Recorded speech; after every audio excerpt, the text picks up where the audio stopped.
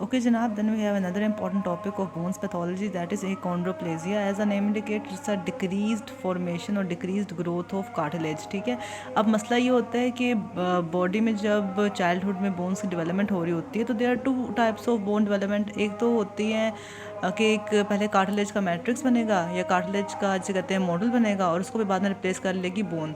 तो अगर कार्टिलेज का मॉडल ही अब नॉर्मल बना है या डेफिशिएंट बना है तो अगर उसको बोन ने रिप्लेस कर भी लिया तो बोन उस साइज़ की नहीं हो पाएगी जितना उसको होना चाहिए. तो हमें पता है कि जो बॉडी में लॉन्ग बोन्स होती हैं, लाइक एक्सट्रीमिटीज़ की बोन्स है, लिम्स की बोन्स है, लोअर एंड अपर लिम्स की, उनका तो ये कैरेक्टरिस्टिक है दैट दे अंडरगो एंडोकॉन्ड्रल ग्रोथ. ठीक है, एंडोकॉन्ड्रल ग्रोथ का ये मतलब है कि कार्टिलेज पहले ग्रो करेगा और उस मॉडल के ऊपर उसको रिप्लेस करेगी बोन. तो अगर कार्टिलेज ही प्रॉपर ग्रो नहीं किया ड्यू टू एनी रीज़न कि एक म्यूटेशन हुई, कार्टिलेज नॉर्मल ग्रो नहीं किया और बोन्स नॉर्मल नहीं बने, that is called as achondroplasia. ठीक है, और डिस्प्लेजिया कहते हैं कि एबनॉर्मल फॉर्मेशन. ठीक है, तो एबनॉर्मल स्केलेटल फॉर्मेशन जो कि मेजर कॉज है ड्वार्फिज्म की, दैट इज़ achondroplasia. ठीक है, मोस्ट कॉमन स्केलेटल डिस्प्लेजिया है, मेजर कॉज है ड्वार्फिज्म की, और ये ऑटोसोमल डोमिनेंट कंडीशन होती है. और इसमें क्या होता है, गेन ऑफ फंक्शन म्यूटेशन होती है in the fibroblast growth factor receptor 3, FGFR3, fibroblast growth factor receptor 3. अब इस फाइब्रोब्लास्ट ग्रोथ फैक्टर रिसेप्टर 3 ने करना क्या होता है नॉर्मली कि ये इनहिबिट करता है एंडोकॉन्ड्रल ग्रोथ को. अगर इसकी गेन ऑफ फंक्शन म्यूटेशन हो जाएगी मतलब कि ओवर एक्टिवेटेड हो जाएगा, ओवर स्टिमुलेटेड हो जाएगा, मतलब कि ये फर्दर सप्रेस करेगा ग्रोथ को. ठीक है, इसका एक्टिव रिसेप्टर होगा, सप्रेस करेगा ग्रोथ को.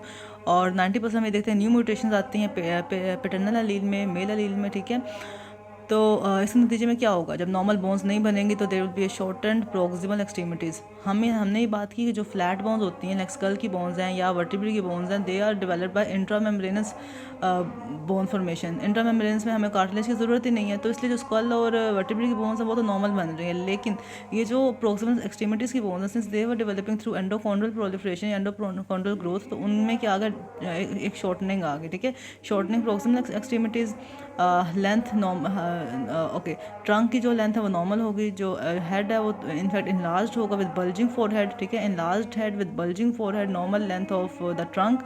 और जो हमें कॉन्स्पिकुअस डिप्रेशन में लेकर आता है level of root of nose. ठीक है, conspicuous depression at root of nose, bulging forehead and normal length of trunk, ये इंपॉर्टेंट कैरेक्टरिस्टिक्स हैं. और शॉर्टेंड प्रॉक्सिमल एक्सट्रीमिटीज, ये इंपॉर्टेंट कैरेक्टरिस्टिक है इसका. ठीक है, और जो उनकी मेंटल रिटार्डेशन नहीं होती है, they are having normal intelligence, they having normal life span, longetivity, and they have a normal productive status. बस उनकी हाइट कम होती है, ड्वार्फिज्म होता है.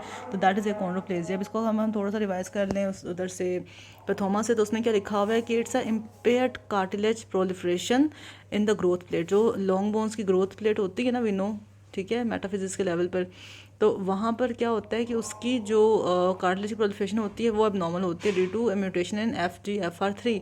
और ये ड्वार्फिज्म में रिजल्ट करती है और ऑटोसोमल डोमिनेंट है, ये पता होना चाहिए.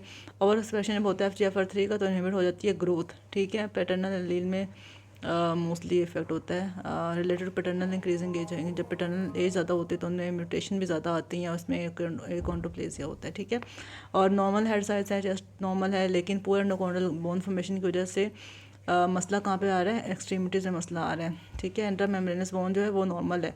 एज ए टोल्ड ऑलरेडी कि जो एंडोकॉन्ड्रल बोन होती है वो कार्टिलेज का मॉडल बनता है पहले, and then that is replace by bone. जबकि इंट्रामेम्ब्रेनस में क्या होता है, we don't need a pre existing cartilage matrix, और ये मोस्टली फ्लैट बोन्स में होता है. And as I told you कि मेंटल फंक्शन नॉर्मल होगा, लाइफ स्पैन नॉर्मल होगा, फर्टिलिटी नॉर्मल होगी. That is achondroplasia.